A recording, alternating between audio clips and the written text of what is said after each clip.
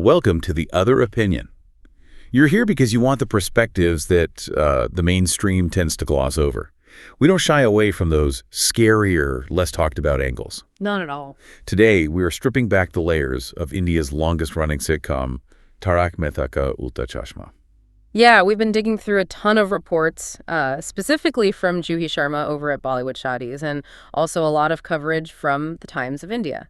And our mission today is really to figure out what's actually happening on that set in 2026. Exactly.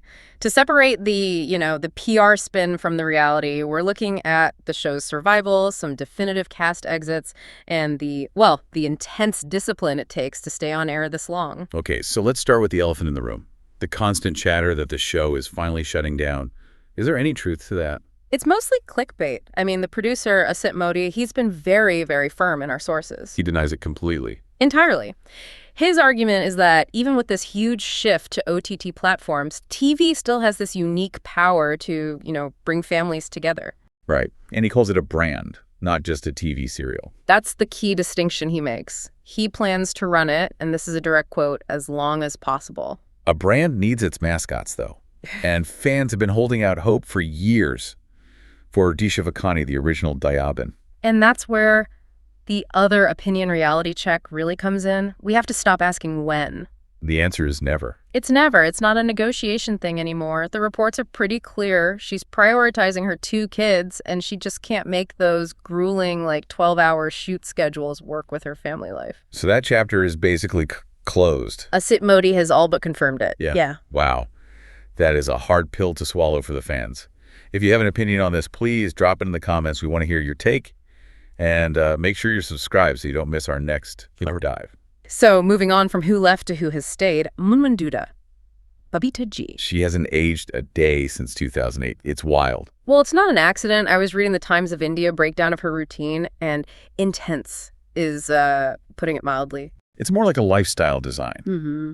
Right. She treats her body like a finely tuned machine. Totally. It starts with a 5:30 a.m. wake up. No snoozing. Her pre-gym ritual is so specific. What is it? Exactly 1 banana and a handful of soaked almonds or pistachios. That's it?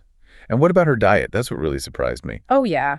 She avoids wheat entirely, says it causes digestive issues for her, but she's all in on ghee. Which goes against so much modern diet culture advice. Right. But she insists it's essential for well-being and for her actual meals. Very traditional, I read. Super traditional. Yeah. Her lunch is classic Bengali rice, dal with panchphoron. Yeah, 5-spice blend. Exactly, and radish greens.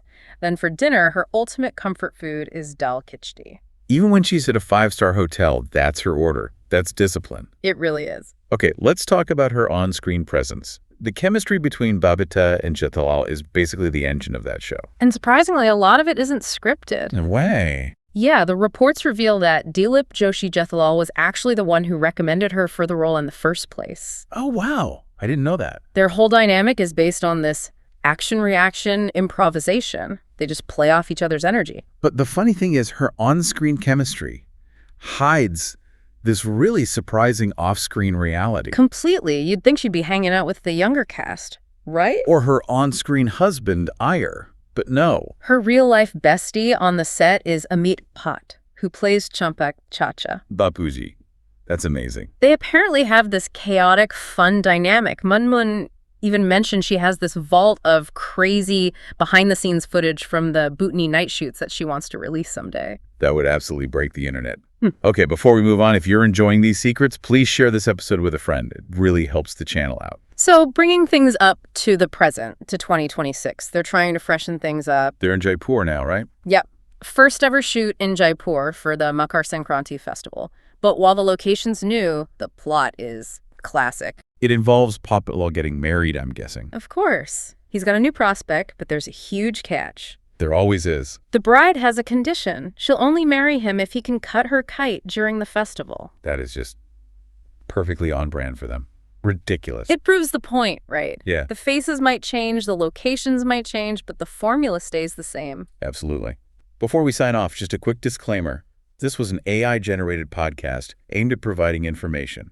And while we stick really closely to our sources, some context could be subject to error. Right. Always good to double-check the raw data for yourself. Okay, now, we need your help to beat the algorithm. Smash that like button, share this deep dive, and please subscribe to The Other Opinion right now. And we'll leave you with a question to think about. As the show adapts to 2026 with new cities and replacement actors, at what point does it stop being Taarak Mehta and just become a content farm using the name? Something to think about. See you next time.